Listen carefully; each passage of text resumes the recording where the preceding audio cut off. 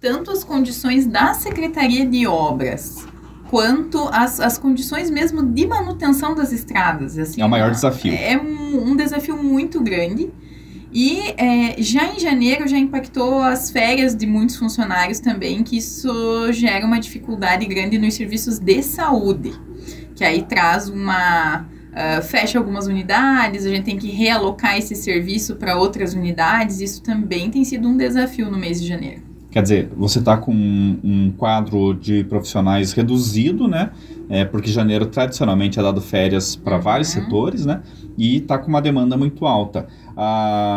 Maquinário tem? Nós conseguimos, desde dezembro até agora, até recebi uma foto de mais uma máquina que amanhã vai estar funcionando, além dos caminhões, revitalizar boa parte dos maquinários, né? Então, nós começamos a trabalhar com 2 patrolas, hoje nós estamos com 5, né? Nós já recuperamos 3 caminhões também que estavam parados, 2 motoniveladoras que estavam paradas, então nós já estamos melhorando bastante a frota, né? De equipamentos que, por N razões, não haviam sido consertados, estavam nas mecânicas, coisas que até, Ednei, é até difícil de acreditar, que às vezes é uma máquina por R$250, sabe? Um cano, alguma coisa assim que foi ficando. E essas máquinas já estão em atividade. No ano passado, você chegou a mostrar ali a situação do parque de máquinas, estava bastante complicada, inclusive prejudicando o próprio parque de exposições.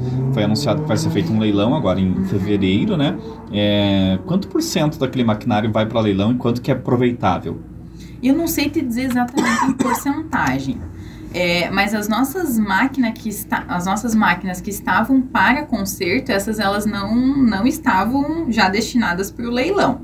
O que nós temos no leilão são os bens inservíveis, carros baixados, sucata de ferro, né? Então já são aquele maquinário realmente que já não era de uso. Mas pelo que a gente viu das imagens, é muita coisa, né? É bastante coisa, porque o município não faz leilão há um bom tempo, Ednei. Pois é. E eu posso te falar um pouquinho da experiência, porque eu trabalhei alguns anos com meu marido é leiloeiro público oficial, né?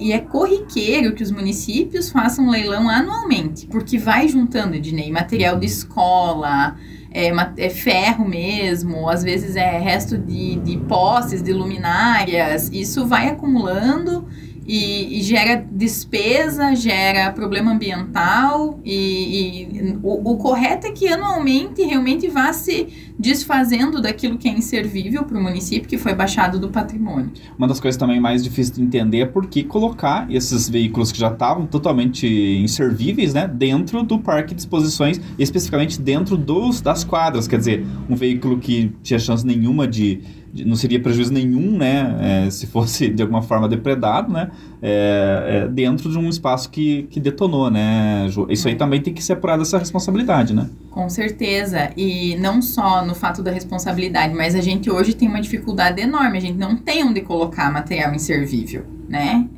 e é nossa responsabilidade também, apesar de não ser mais de uso efetivo, é o nosso material, o nosso descarte, que tem que ser dado destino. Então, quanto mais você acumula e não tem essa responsabilidade de aquilo que não dá mais, vamos vender, vamos botar em leilão, vamos resolver o problema, mais problema você causa. Então, o que a gente vê hoje no município é isso, anos sem leilões, que foi causando um problema que já não tinha mais onde fazer esse descarte, a gente não tinha mais local para isso, né? E falando em local, a Secretaria de Obras segue lá no Parque de Exposições? Qual que é a providência com relação a isso? Ednei, nós estamos empenhados, tá, em resolver problemas de imóveis aqui no nosso município.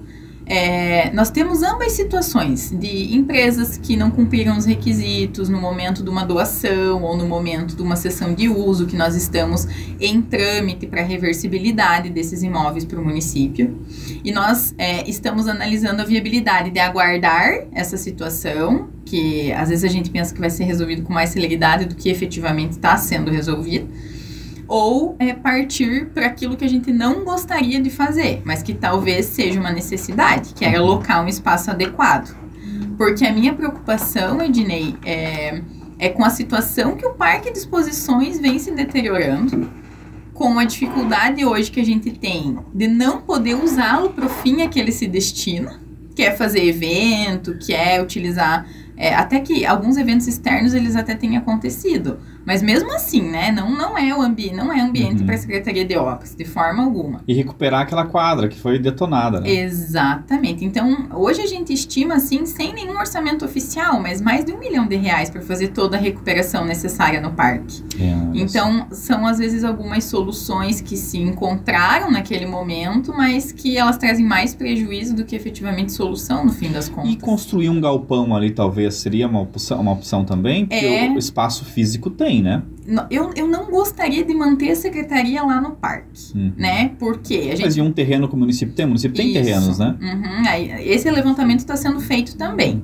O que a gente está analisando? O ponto estratégico da Secretaria de Obras, porque ela não pode atrapalhar. A gente já olhou alguns terrenos que eles acabam, querendo ou não, atrapalhando o fluxo de rodovia. Porque as nossas máquinas são lentas, né? Então, você vai carregar em cima da plana. Então, tem que ser num lugar estratégico também que ela possa estar alocada. Mas eu acredito, Ednei, que no mês de fevereiro a gente vai ter já uma definição a respeito disso. Qual vai ser o caminho? Eu não queria tirar a secretaria do parque para colocar em outro lugar que não fosse definitivo. Por isso que a gente está analisando todas as possibilidades, né, para tomar uma decisão definitiva.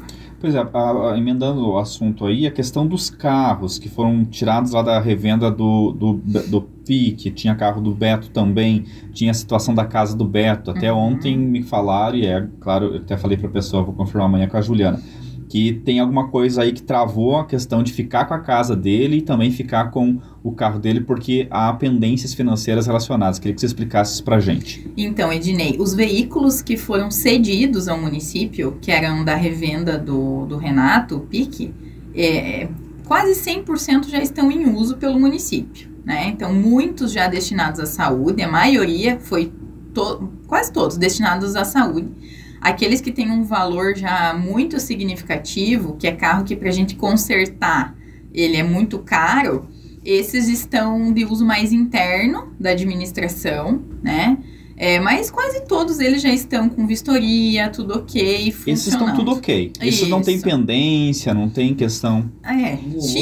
Tinha, vocês resolveram. Mas aí foi sendo resolvido, né? Tá. Mas esses não são doados ao município, eles são cedidos. Então é pra gente usar. Então, uma hora ou outra pode ser que ainda vocês venham... Até porque não existe sentença, não existe... É bom lembrar sempre aqui os nossos amigos ouvintes. Da fase Canoinhas da Pater Filham e nem de Bela Vista do Todo tem sentença. São todos réus, mas não há nada definitivo. E às vezes a sentença pode até dizer, devolva os carros, porque isso aqui não entra na condenação, Exato. Na suposta condenação, né? Isso é importante as pessoas saberem, né? Sobre a casa e o veículo do Beto, eu acho muito importante a gente explicar isso para a população. Ambos são financiados, Ednei. No último momento que nós fizemos o levantamento das dívidas, eu não quero ser leviana, vou falar o que eu me recordo, salvo qualquer equívoco, a dívida do veículo era na casa de R$90 mil, e a dívida da casa, 600, 700 mil, né, Dudu? Quase que o valor integral. Exatamente. Então, eu tenho uma reunião marcada com o promotor da moralidade aqui para segunda-feira. E a pauta da reunião também é essas situações.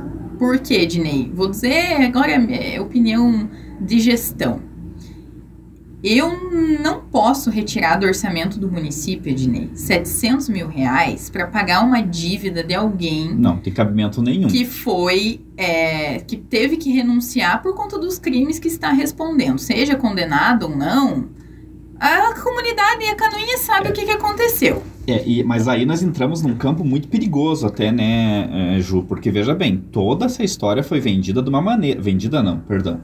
Foi divulgada de uma maneira, que aquela casa era produto de propina, que o dinheiro foi entregue à proprietária de uma maneira não oficial, né? E que a casa, então, era do Beto Passos. Quando a gente descobre, vocês descobriram isso agora, junto com a gente aqui, que havia um financiamento no valor da casa, a coisa muda de figura. De repente, essa casa é dele mesmo, né? E a dívida é dele mesmo. Ou ele vai ter que se acertar com o banco, ou o banco toma dele essa casa porque não pagou a dívida, mas não tem nada de legal nesse sentido, né? Eu não quero me meter nesse mérito, porque a gente não sabe valor que for negociado a casa, esse valor já é com juros de financiamento, então que valor efetivamente foi financiado. Então, eu penso que essa seara é um pouco limitada para o nosso debate nesse momento. O que eu posso afirmar? Se fosse pagar essa dívida, estaria mais ou menos nessa casa de 600, 700 mil reais. E o Ministério Público, no mínimo, se adiantou, né, de uma situação que ele desconhecia. Então, vem novidades a respeito aí pela frente. E agora nós vamos conversar a respeito dessas situações, porque de forma alguma a gente vai tirar dinheiro público para fazer esses pagamentos. E você está mais do que certo, até porque não é também algo imprescindível para a administração pública ter uma casa. Exato. Foi o que eu comentei internamente. Nós não temos necessidade de comprar uma casa. Já que a gente entrou no mérito da Et Pater Filium, deixa eu te perguntar do transporte escolar, que foi o primeiro grande escândalo envolvendo a operação, porque havia confessadamente, né, uma situação ilegal envolvendo a contratação da Transportes e Fretamento Santa Cruz. Como que vai ficar o transporte escolar, já que daqui a 2 semanas a gente reinicia as aulas? Eu gostaria, Ednei, que isso tivesse sido resolvido com mais celeridade, inclusive na transição de governo. Mas eu te confesso que nós tivemos que terminar e concluir todo o procedimento, ainda não tinha licitação nenhuma em andamento quando nós assumimos dia 1º de dezembro. E dia 20 era recesso já do calendário do município, então foi assim uma correria que só para a gente conseguir concluir esses editais de licitação, colocar as licitações para rodar para poder contratar o transporte. Então, o primeiro edital, ele abriu dia 4 de janeiro, do transporte escolar. Então, várias linhas, inclusive, foram assinadas a homologação da contratação ontem. Eu não vou te precisar quais, porque são muitas linhas de transporte escolar, não vou recordar agora de imediato. O que aconteceu? Nós tivemos alguns recursos em outras linhas, que foi acatado pelo município, e elas retornaram para a licitação. Amanhã abriu uma licitação com parte dessas linhas e no dia 2 de janeiro o restante. De todo modo, o que a gente fez? 2 de fevereiro. Desculpe, 2 de fevereiro, isso mesmo. O que a gente fez? Nós, imaginando uma situação se não tivesse licitantes em alguma das linhas, a gente pediu um parecer jurídico se caberia uma contratação emergencial, né? Caso a gente não tivesse licitantes interessados, enfim, naquela condição e já foi autorizado. Então, nós temos certa segurança de que dia 6 todas as linhas vão estar rodando, né, nesse sentido. A Transportes e Fretamento Santa Cruz, ela inclusive ganhou o direito de participar da licitação, né? Ela venceu algumas linhas? Não participou. E são empresas de fora? Olha, são mais de 18 empresas participaram do processo. Então, várias empresas e muitas empresas também pegaram linhas. Então, de cabeça, agora eu não vou saber lhe dizer quais. Que era o grande ponto que o Ministério Público atentava, né? Você fazer por fatiar as linhas, né? Porque um edital único favorecia, porque daí tinha todo o direcionamento que a gente sabe que existia, e eles mesmos confessaram que existia para que a Transportes e Fretamento Santa Cruz ganhasse a licitação. Porque daí havia necessidade da empresa dispor de muitos ônibus, né? Porque aí, se você for contar todas as linhas, com certeza vai passar de 30, 40 ônibus de a empresa ter, né? Para poder prestar o serviço. E no caso da Santa Cruz não era só isso, eles faziam o edital de maneira que os ônibus que eles tinham se encaixassem perfeitamente no edital, né? Como questão de idade do ônibus, tudo isso. O que nós fizemos, Ednei, foi ter a base de quantos alunos efetivamente vão ser transportados naquela linha, para exigir quantos lugares a gente precisa para aquela linha, né? Foi mais ou menos essa a base Tem que ir lá ensinar para o prefeito de Bela Vista do Toldo como é que faz edital de licitação para transporte escolar, viu? Porque o escândalo lá foi anterior ao de Canoinhas com relação ao transporte escolar. O prefeito já assumiu com o escândalo, isso há mais de um ano, e agora eles estão fazendo contratação emergencial para 2023, né? Não justifica, teve um bom tempo para lançar um edital e para fazer a licitação nos modos que Canoinhas está fazendo aqui. Não quiseram fazer, né? E agora o Ministério Público tem que ficar de olho nessa situação, né? Como é que está a situação lá. As aulas voltam dia 6, né? Dia 6 de fevereiro. Ok. Vamos passar para que falando, já que estamos falando em aula, tem mais um incêndio para se apagar, que é a questão do piso dos professores aprovado, né? nacionalmente e que vai onerar ainda mais as folhas de pagamento. Só que você já está com o limite. Como é que você vai lidar com essa situação? Ednei, o que nós fizemos? Por conta do limite prudencial, que até a última consulta que a gente fez de dezembro, a gente baixou um pouco, ele está em 53,1%. A gente pegou a prefeitura, 53,1. Mas já ele tá ali no limite, estourado, né? Estourado. Pra gente estar no alerta, Ednei, só para o público que está nos ouvindo entender, nós estaríamos em 51,3%. Já seria uma coisa... O limite. O limite do aceitável. Hoje a gente está em 53,1%. Nós diminuímos cargos em comissão, nós fizemos o que conseguimos para tentar ir resolvendo essa situação e pegamos a prefeitura com 53,7%, baixamos para 53,1%. Por quê, Ednei? Vai fazendo a conta da média dos últimos meses. Sim. Então ainda vão alguns meses para a gente sentir reflexos de mudanças que a gente faça ao longo do ano. Então não é tão simples assim da gente conseguir baixar esse percentual. Mas o que vale dizer é que com esse percentual elevado, a gente sofre alguns problemas. Mas são sonhos. Isso. Então, nós reajustamos todos os salários nesse momento com base no INPC, que é o que a Lei de Responsabilidade Fiscal nos autoriza, que é o 5,93%. Então, nós reajustamos de todos os 5,93%. Todos... Que é o INPC. Isso. Mas e o piso... até a CNM, ela emitiu uma nota, né, orientando os prefeitos a não pagarem o piso, porque eles podem ser responsabilizados adiante. Então, eles vão receber o INPC, mas aqueles que ainda não se encaixam no piso, não vão receber o novo piso. Nesse momento, não. Por conta da situação do próprio município, né, que a gente se encontra estourando esse limite, já estourado, melhor dizendo, esse limite prudencial, e por própria orientação do CN... da Confederação Nacional dos Municípios. Isso, mas você sabe que isso vai acabar resultando em ação judicial, né? Provavelmente por parte do sindicato. Nós estamos, enfim, tomando as medidas que a gente pode e consegue nesse momento, né? Eu até tive algumas conversas, não oficialmente com o sindicato, mas com algumas lideranças, né, dos professores e explanei essa situação que o município vive. Obras de pavimentação, Juliana, teve toda aquela questão que desencadeou na operação que prendeu o ex-secretário de Planejamento, um novo mandado de prisão contra o Renato Pique, porque havia várias irregularidades em obras contratadas pelo município, né, e que ficaram paradas. Que situação, em que pé está isso? Então, Ednei, o que eu gostaria de ressaltar para a população também? Oficialmente, nós não recebemos comunicado nenhum, enquanto município, de nenhum tipo de delação premiada, de nenhum tipo de acordo, de nada em relação a essas obras de pavimentação que ficaram abandonadas, que estão pela metade no município. O secretário de Planejamento fez um levantamento dos trechos, né, que teriam que ser auditados, na nossa opinião. São 27 trechos, Ednei, dentro daqueles contratos que, a princípio, houve essa delação, enfim, esses acordos, que oficialmente a gente ainda não tem ciência disso, nem de como isso vai se proceder diante do município. Nós fizemos um orçamento com uma universidade federal para ter noção, se fosse para auditar cada obra, não é só chamar, por exemplo, a Caixa Econômica para fazer um checklist, um cara crachá lá. Ah, isso tem, isso não tem. Não. É auditar para saber se a camada de asfalto tá ok, se a camada de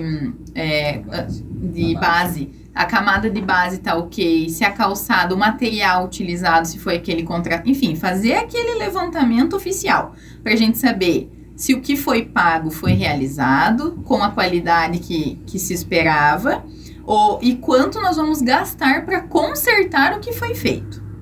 Só para você ter noção, o orçamento da auditoria dos 27 trechos custaria R$562 mil. Poxa vida. E aí eu parei para pensar, né? É justo tirar isso do orçamento do município para a gente auditar um serviço que eu nem sei se num acordo de delação esse valor vai ser devolvido para o município. Então é mais uma pauta com o Ministério Público, porque a gente sente que acaba que sempre o município está perdendo, em todas essas situações.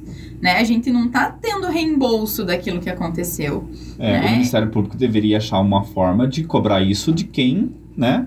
No caso, as empreiteiras que fizeram a obra, que estão sob suspeita, até porque um deles delatou, né? Christian Mocfa fez delação premiada da Prado e Prado, da Volpesa, fez delação premiada e confessou o que fez junto com o Renato Pique e Beto Passos. Então, talvez seja o caso de responsabilizar e cobrar da empresa por esse levantamento. No governo passado, eu vi indícios ali que a própria empresa estava querendo contratar alguém para fazer levantamento. Daí não, né? A prefeitura contratava e cobraria dessa pessoa, mas tem que ver se existe meio legal para fazer isso. Enquanto isso, obras estão tudo suspenso.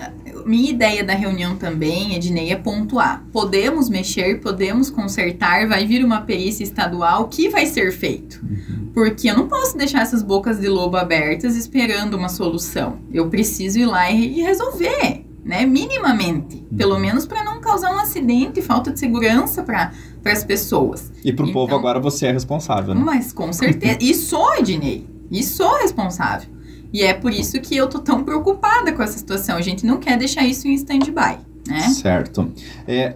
Ju, uma das coisas também que se mudou foi a coleta de lixo, né? Mas antes de falar da coleta de lixo, eu quero só te perguntar sobre os efeitos da CPI dos livros. Travou aquilo? Teve alguma consequência? Porque você teve a questão das CNDs que foram travadas, né? Conseguiu destravar, que é uma prova de que o município está em dia com suas contas, vamos dizer assim, né? Que ele pode fazer uma contratação, receber um recurso. Isso, como é que está essa questão? Sumiu no espaço CPI ou teve algum efeito prático? Bom, eu não sei te dizer, porque na época o relatório ele foi encaminhado para o Ministério Público, para o Tribunal de Contas, para a Assembleia Legislativa e para o município de Canoinhas. A assessoria jurídica, a gente teve uma conversa a respeito disso já no início de dezembro, e naquele momento foi dito que não havia chegado nada da Câmara para o município, para a tomada de providências. Isso que eles tinham desde metade do ano passado para fazer isso, né? Pois é. Gente, então, para fazer isso também tem bastante lá. Nós estamos levantando essa situação, Ednei, eu confesso que no meio de tudo que a gente tinha para resolver nesse dezembro, nesse janeiro, não foi dado sequência nos procedimentos em relação à CPI. Mas vai acontecer, que for de responsabilidade do município, que foi apurado, inclusive a ideia, né, é que a gente abra um procedimento, a gente chama de PAR, que é um procedimento administrativo de responsabilização interno dentro do município, que é para que todas as pessoas apontadas no relatório, tanto do Tribunal de Contas, quanto no relatório da CPI, a gente possa apurar interno no município, porque vai chegar essa conta do tribunal para a gente pagar esse R$1 milhão que ficou em pendência lá no Tribunal de Contas. Nós não pagamos a dívida, nós conseguimos uma liminar para o município não sofrer mais do que já sofreu. Mas a dívida está lá. Mas a dívida está lá, e não é certo que o município pague. Se eu não me engano, uma das questões que estava travada era o micro-ônibus lá do Zaré, que até a Marcinha me pediu para perguntar. Como é que ficou essa questão? Porque é uma promessa lá do ano passado, né?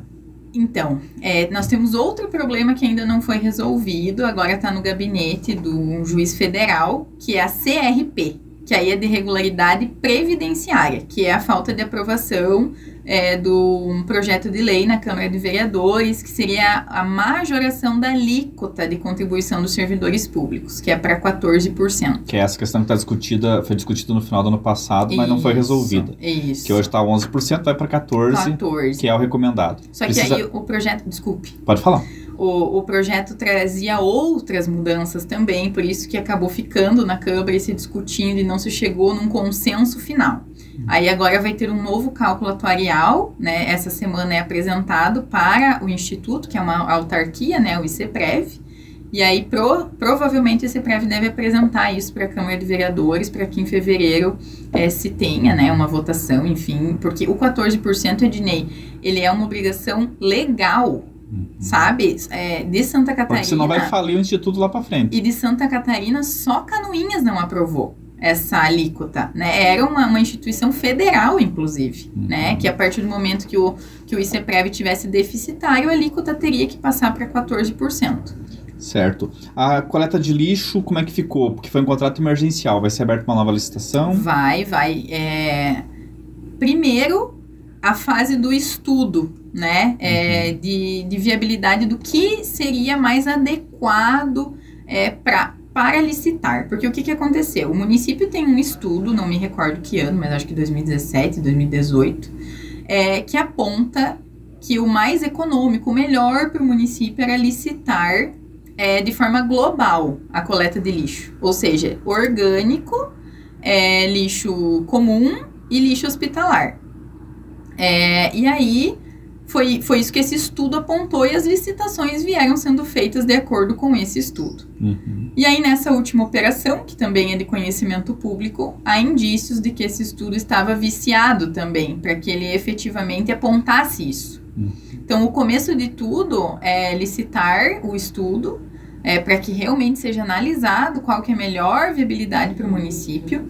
E agora, com essa nova empresa que está prestando serviço emergencial, dentro dos próximos 3 meses, a gente vai conseguir ter uma média mais real daquilo que se coleta em tonelada, né? Porque dezembro e janeiro é complicado, porque é final de ano, férias escolares, a tendência é que tenha mais lixo.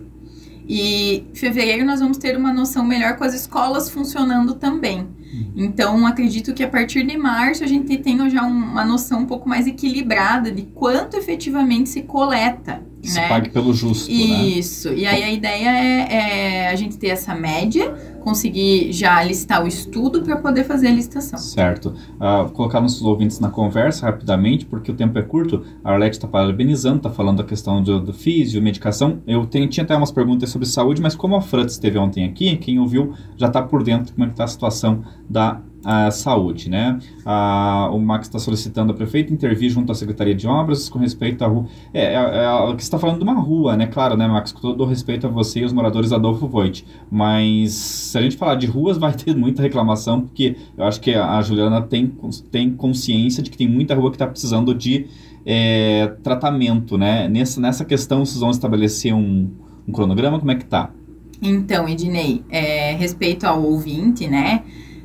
Nós estamos hoje com efetivo voltando de férias na próxima semana, então muita gente da secretaria também saiu de férias. Estamos com essas máquinas entrando em trabalho nesse mês de janeiro, né? Essas máquinas que foram recuperadas. Um dos nossos problemas maiores é o material, porque o britador do Rio do Pinho acabou quebrando no primeiro dia que a gente assumiu o município, 1º de dezembro. E aí, como foi o motor, demorou e tá em trâmite. Aí, acredito que vai mais ainda uns 20, 30 dias pra gente botar ele pra rodar. E aí, a questão vai melhorar e Isso. Aí, é logística de material, então tudo vai interferindo no quanto de obra a gente consegue fazer.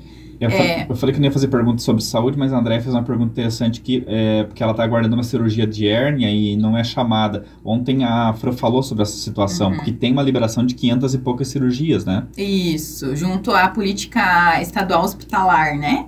594 cirurgias que o hospital precisa fazer até junho. E dentro desse pacote, o mínimo de cirurgias para o município de Canoinhas é 70 mês, né? Então, acredito que agora, no finalzinho, no início do mês, meio do mês de fevereiro, aí o hospital deve começar a chamar essas cirurgias. Ana mandou 7 perguntas. Óbvio que nós não vamos fazer todas as 7 perguntas, né, Ana? Até porque tem muita coisa pessoal. Vamos pegar uma coisa aqui que não seja sobre você, né? Então, a que escolhida foi essa. Você tem projetos para o bairro Piedade. Certo. Até tenho reunião do Conseg logo lá para a gente tratar dessas questões de segurança pública. O bairro Piedade vai receber, Dinei, um parquinho infantil. Legal. Dentro daquele programa que já havia se iniciado no passado, né? Mas nós não vamos deixar de dar continuidade, né? As quadras que já estavam em planejamento e os parquinhos infantis. Então, a Piedade vai receber um parquinho infantil. E as casas abandonadas daí é com a Caixa, né? Que sempre, esse é um assunto recorrente, né? E a Ana tá falando aqui das casas abandonadas lá, né? Certo. E ela tá falando também de falta de medicamento. Às vezes falta, às vezes tem. Esse também é outro problema que é corriqueiro, né? Isso eu até gostaria de me inteirar melhor dessa situação, né? De quais medicamentos, do porquê que falta, se é responsabilidade do município, se é do estado.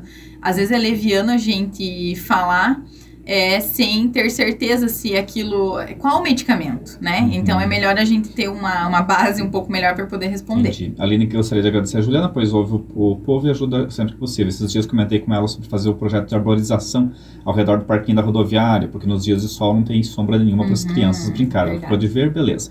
A questão aqui é do Vilmar Sampaio. Essa aqui é uma reclamação recorrente, é localizada, mas é muito recorrente. O pessoal está enfrentando muito problema lá com o esgoto a céu aberto na rua Luísa Leite da Silva. Eu até peço que você anote, cobre da vigilância sanitária, Juliana, porque é uma tarefa dela, identificar de onde está saindo isso aí. Olha, tem gente reclamando há meses dessa situação e não é resolvido. É a rua Luísa Leite da Silva, até o Dudu já está marcando aqui, né? Lá no meio da Vila Zugman. Eles enfrentam um problema seríssimo lá com esgoto a céu aberto, né? E isso, claro, é uma demanda que tem que ser passada para a nossa vigilância sanitária. Não temos mais tempo, obrigado pelas participações, gente. Se ficar alguma coisa pendente, aí a gente tenta depois passar para a Juliana e comentar aqui com vocês, tá? Ju, obrigado então pela sua participação aqui, sabe que o espaço está sempre aberto. Hoje a gente teve várias informações importantes que ela passou aqui para a gente, até gravamos para depois reproduzir no J+, também, e vocês poderem ouvir a hora que vocês puderem, né? Muito obrigado, boa sorte, e as portas do 98 sempre estão abertas para a gente conversar. Eu agradeço muito, Ednei, sabe que o seu programa tem muita audiência e a gente trazer informação aqui é muito importante. Eu vou pedir, assim que a gente definir também, Ednei, o cronograma para entrega dos materiais escolares, né, que esse ano vão ser fornecidos, para você dar uma divulgada aí pra gente também, para informar os pais de que forma que vai funcionar. Inclusive daí já está convidada também a nossa secretária Sônia, né, para estar aqui no programa ali para até falar sobre o retorno às aulas, o que muda, o que tem, né, de diferente, ela pode vir aqui conversar com a gente. Obrigado então, Ju, obrigado ao Carlos Eduardo VPS, que é o chefe de gabinete da Ju, e para você, amigo ouvinte, vamos encerrando o programa.